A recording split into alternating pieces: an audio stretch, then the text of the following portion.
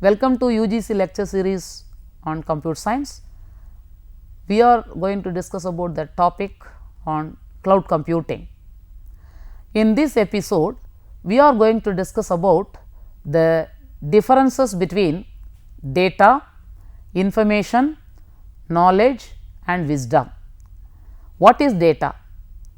Data is the raw data which is consisting of set of symbols or set of facts or set of truths, that is known as data. It does not convey anything. When you consider the information, how do you relate to data? Once if you understand the actual relations between two data, the data will become information. For example, 50, it is the raw data which represents a number 50. Suppose if I say mark 50, when you correlate mark and 50, it will become information. That is why once if you understand the relation between the data, it will become information. Then what is knowledge? When you understand the pattern in that information, then it becomes knowledge. Say for example, today the temperature is 5 degree.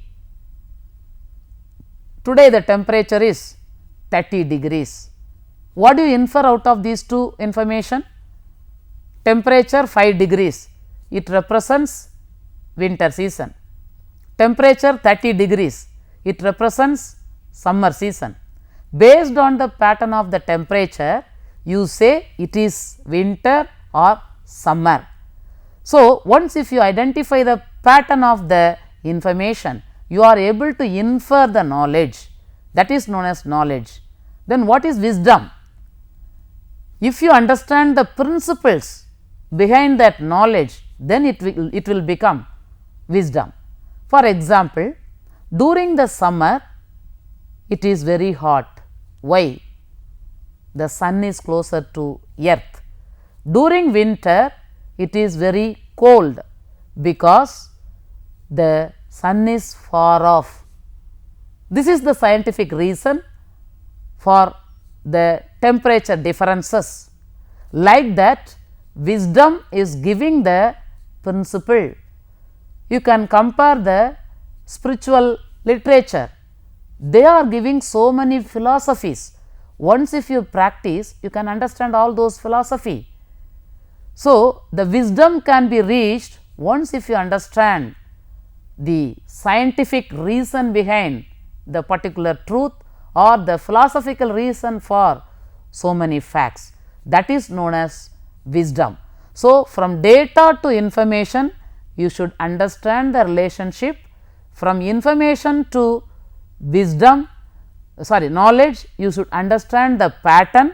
From knowledge to wisdom, you have to understand the principle or philosophy. So, this is the understanding versus connectedness. So, data, it gives no information, you know nothing from the data.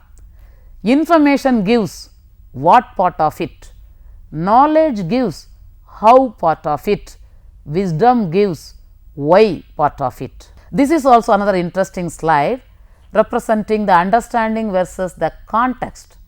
The data, just gathering of parts, you are gathering 5 and 0, that becomes 50. Gathering of parts is data.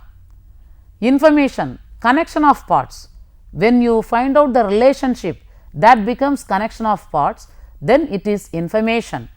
Then knowledge, formation of a whole, what is the conceptual idea you are inferring, that formation is known as knowledge. Then wisdom, joining of wholes, you are having different conceptual idea, you are joining everything so that this is the philosophy, this is the foundation, this is the actual principle, that is known as joining of wholes. So, whenever you experience based on the past, you will be simply having data when you are infant, then you will gain information based on your previous experience, past experience, you will gain knowledge, and once if you further improve your knowledge, you will be gaining wisdom. So, we are traversing from data to wisdom. Once if you reach wisdom, then only you are reaching the end of the knowledge. So, it is essential to understand the differences between data, information, knowledge and wisdom. Using computers, so far we have inferred some sort of knowledge also. We are having so much of information obtained out of the data, and knowledge is also being inferred by means of data mining. You are having data warehouses, you are trying to infer the knowledge by applying certain rules, by applying certain logic. So, up to knowledge we are working, still that knowledge extraction is not yet matured. Beyond knowledge we have to reach wisdom also. So, once everything is obtained, then only you are able to succeed. When you consider the operations on data, whenever you make use of the computers, the data is available in binary format. It can operate only the binary data. What are the operations you can perform? Already we have discussed about data, information, knowledge, wisdom. But what operations you can perform on data? First of all, you can acquire the data, you can represent the data by means of different machine code, ASCII representation. You can have the different JPEG format, MPEG format, audio video format, everything is data representation. Then data storage and retrieval, whatever type of data you are having, you are going to store it in the computer memory, you are going to retrieve it, then you are going to transfer the data from one place to another place. You are compressing the data whenever the data is enormous to be transmitted. You are doing the coding to hide the actual information, you are encrypting it or decrypting it, so that you are having the coding, so that you are hiding the information. You are converting one data format into another format, so that you are able to read it in that computer. See, the data available in the Word may not be read in Unix system. So, they are having the conversion mechanism. Once the OpenOffice is having the compatibility to read Office, then you are converting that format into this format. So, like that the data conversion from one form to another form is another type of operation. Then data visualization, by having the data, sometimes we are drawing the bar chart, pie chart, some graphs, so that you will be able to understand the statistical value of the data. What is the highest value, highest mark in that class? By having the mark chart, you will be knowing the highest mark. What is the average mark? How many students are above average? So, like that we are able to find out lot of things out of this data visualization. Then data mining. See, data mining means you are trying to mine the data. Whenever you mine the gold mine, the gold ores are taken out, then you segregate the gold out of that gold ore. You are having some processing. Since you are having the coal in the coal mines, the coal ore is taken out, you are just mine the coal from the core, and that other parts are simply segregated. So, data mining is also similar to that. You are having so much of chunks of data, and all the data are not useful. Unwanted data are filtered out, and only the essential data is extracted. So, we are inferring knowledge out of data mining. Why I have shown all those operations? You can have some more operations also, data copying, data merging, data sorting, so many things, searching, many things are available. I have given some of the basic operations. Here some operations represent only data, some operations represent the information, some operations will be helpful for inferring knowledge. For that, here you are having data mining, that is knowledge extraction, visualization, conversion, coding, these are all information, data to information, and all other things are using the raw data. So, you can imagine the different operations that can be performed over the digital data, so that it will be helpful for different applications as well as for the societal applications. So, you should understand the operations on data. Now, let us discuss about Internet of Things, IoT. It is the buzzword used in the industries nowadays.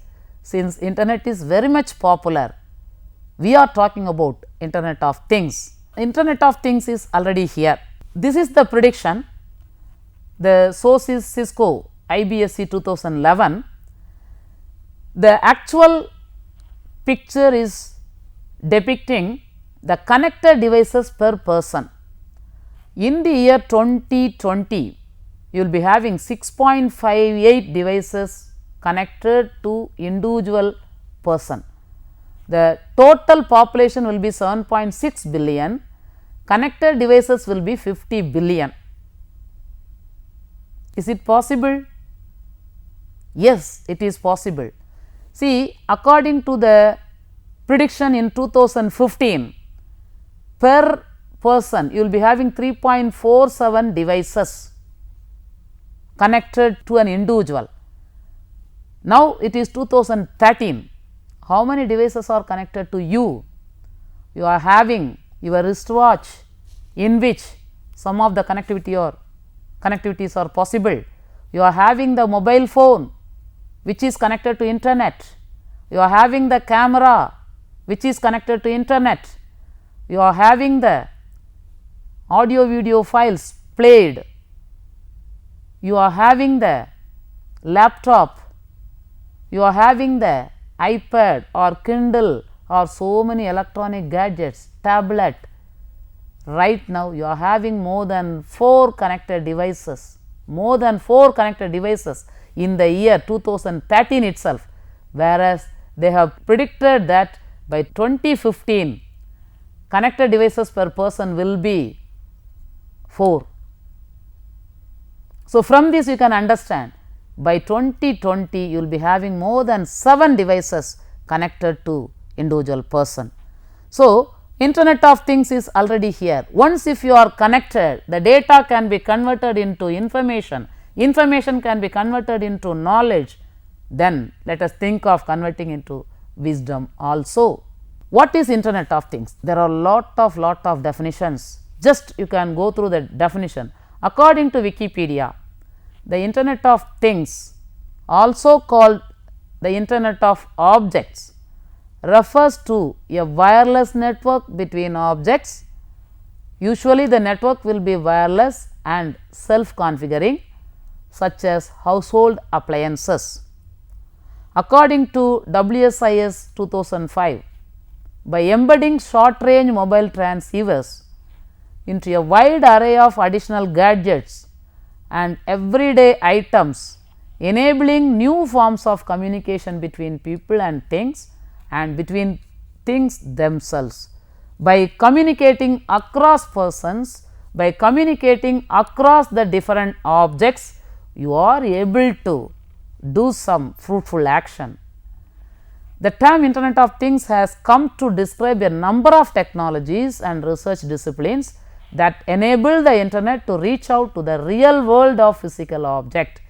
The internet is reaching the table, not only to the computer, to your table, to your book, to your bag, to your dress, to each and every entity we are using every day, to your food.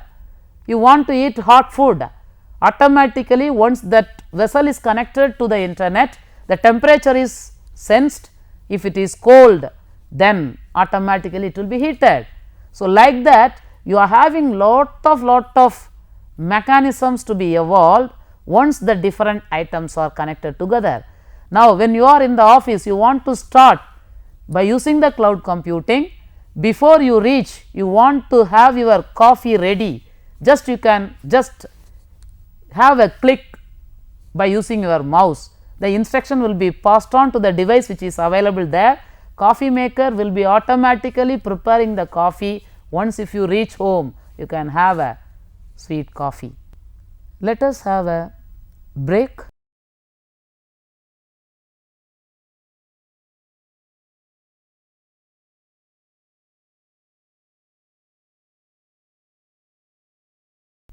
So, this is the reason for connecting different objects through internet. Once you consider the internet history, internet of things, here in 1997 we had the challenges to the network, how to connect various objects. In 1999, Auto ID Center founded in MIT. Auto ID means automatic detection of the various parts in the assembly line. Whenever a part is missing, automatically you can identify that part is missing. So, for that only they used the Auto ID Center, and in 2008 we had the first international conference of Internet of Things, IoT 2008 in Zurich. And what is the Internet of Things? From any time, any place, connectivity for anyone. We will have the connectivity for anything. So, the actual dimension, if you see, anytime connection, any place connection, anything connection. This is what the Internet of Things. Here the concept was evolved through RFID tags. First the vertical applications evolved, then the ubiquitous positioning of all those things took place, and the RFID tag was used, and from the RFID tag it was extended to two-way communication, resulting in the latest NFC technology. Everybody is familiar with Bluetooth technology. Bluetooth is meant for wireless transfer. Most of you would have experienced in copying your audio video file from one mobile to another mobile, or from laptop to your mobile. So, you are doing the pairing operation, you pair the device. If you enable the Bluetooth on all the devices, automatically it will be having the pairing of the devices. Once if it is paired, you can copy it. But NFC is another recent concept evolved, it is two way. See, it is having lot of applications. Once the device is NFC enabled, you can make use of this NFC technology for certain applications. Bluetooth versus NFC, what are the differences? Bluetooth and NFC are wireless mobile communication technologies for short distances. NFC does not require the pairing concept as required in Bluetooth. NFC is more secure than Bluetooth.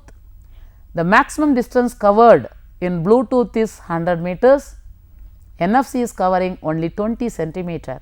NFC is much slower than Bluetooth. It is possible to have the NFC enabled cell phone in the toll booth and all. Once you are having the reader, then you can show the NFC enabled cell phone, it will deduct the amount for that fee, and then the gate is open and you can cross. So, it is made automatic. Up to 10 to 20 centimeters you can keep the cell phone closer to that reader, then you are able to do the remaining task. So, this is one of the applications. Like that, once if you have the NFC, there are lot and lot of applications for so many purposes.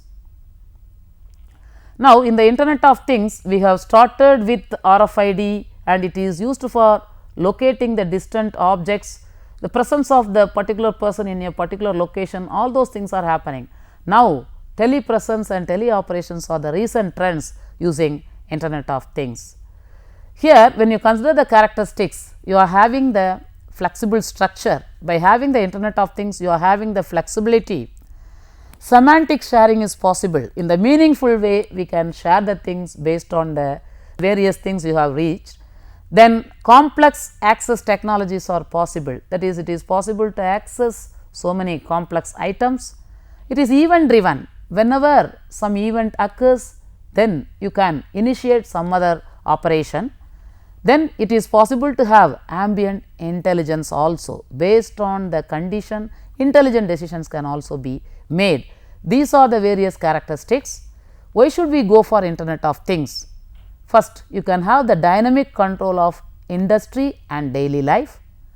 You can improve the resource utilization ratio, better relationship between human and the nature, forming an intellectual entity by integrating human society and physical systems. So, these are the main advantages. This is one of the applications of IoT. We have considered scenario of shopping. See, the first one is when entering the doors, scanners will identify the tags on the user's clothing. When shopping in the market, the goods will introduce themselves. You can have the audio video files played, so that you can know what are the features of that particular product, what is the cost of the product, what are the specifications, everything will be self explanatory. You need not ask anyone to explain all those things. When moving the goods, you are trying to purchase that good. When you move the goods, the reader will tell the staff to put a new one. Okay, already that item has been sold, you replace it by some other one.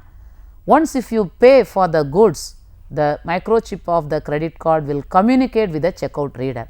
When you leave out, automatically it will be allowing you to open the gate and you can just come out. So, it is one scenario explaining the importance of IoT. There are lot and lot of applications. Say smart city, it is one of the applications where Internet of Things will be possible. Smart traffic, it is possible to have all those things in the smart city. Like that, you can have the different applications where internet is useful for communicating with various devices and you are getting the things done. The state of art of IoT is having RFID, sensors, smart technologies and nanotechnologies. All those things are helping to enable IoT. So, the main concept is anything, anytime, anywhere. Everything in daily life will be addressable, identifiable and traceable using wired or wireless networks. Things that are connected can be controlled and accessed through web like smartphones or other devices. Internet of Things provide access to anything, anytime, from anywhere. It refers to uniquely identifiable objects and their virtual representations in an internet like structure. RFID tags are used in most of the places for identification of items and they seem to be prerequisite for Internet of Things, either RFID or you can make use of sensors to have the realization of Internet of Things. Then we are going to talk about the next topic, which is big data. We are having different units of this big data. Already I have given some introduction about big data in the previous episode. Here we are having the minimum unit is 1 bit, then we are having 1 byte. Once if you have 1024 bytes, it is 1 kilobyte, 2 power 10, and you are having approximately 1000 kilobytes equivalent to megabytes, 1000 megabytes equivalent to gigabytes, 1000 gigabytes equivalent to tera, 1000 tera 1 peta, 1000 peta 1 exa, 1000 exa 1 zeta, 1000 zeta 1 iota. So, these are the units we are using, and when you consider the data throughout the world, here the text data is occupying this much percentage, the data warehouse created by the enterprise this much, all the remaining things are your data. So, we are having hardly about 25 to 30% of the text as well as enterprise data warehouse, all other data are our own data only. So, you can imagine how much data we are having, because these text data can be easily processed, this enterprise data will also be stored in a particular manner. So, these things can be easily processed, whereas this much data we do not know how to process it. That is what we say big data is. So, 5 V's of big data already we have discussed: volume, veracity, velocity, variety and value. For the banking, marketing and IT sectors, we make use of volume, velocity and value. For healthcare and life sciences, we need veracity. Veracity means conforming to the truth. You should know whether it is accurate or not. In case of healthcare, if somebody says that these are the side effects for this particular medicine, how do you believe it? You want the authentic information, accurate information. So, the truth is very important in case of healthcare and life sciences. So, the definitions, all those things we are having, and there are two types of patterns in big data. When you want to process big data, you are having big patterns as well as little patterns. That big pattern is called as complex event processing, that is CEP, and another one is little patterns, that is online transaction processing. We are using both complex event processing as well as online transaction processing. When you consider the little patterns, online transaction processing, first of all we used the database management system, so that you can use the data stored in the database, retrieve the data and manipulate the data. We used old SQL. In the old SQL, it is very slow. Of course, it followed the ACID properties. Then we use the NoSQL, not only SQL. It gives up both SQL as well as ACID properties for transaction. Now we are having new SQL.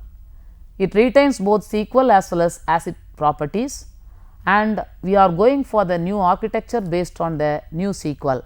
Why so many changes from SQL to NoSQL, NoSQL to NeSQL? Now, when you consider the NoSQL, it refers to the broad class of database management system, which is different from the widely used relational database management system model. Actually, NoSQL databases are not generated primarily on tables and generally do not use conventional SQL for data management. They are often highly optimized for the data. Whenever you are having enormous data dumped into the web, how can you make use of it for the purpose of just storing the data and retrieving the data? It is very difficult. That is why the NoSQL is being used for managing the enormous data. You are having different samples of this NoSQL. The open source NoSQL things are this Cassandra, it is used in Facebook and Twitter, Hypertable, Mongo database, Couch database, Memcached. This Memcached is used in Wikipedia. So, these are all NoSQL available. To summarize this episode, we have discussed about data, information, knowledge and wisdom, and also we have discussed about Internet of Things and big data. To revise the concepts which we have discussed, you can try to answer the following questions. What is the difference between information and knowledge? Next question is, what is wisdom? Then you can just list out some of the applications which are suitable for Internet of Things. What are the various technologies useful for implementing Internet of Things?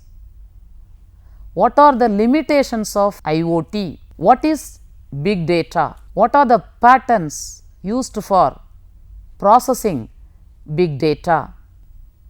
Thank you.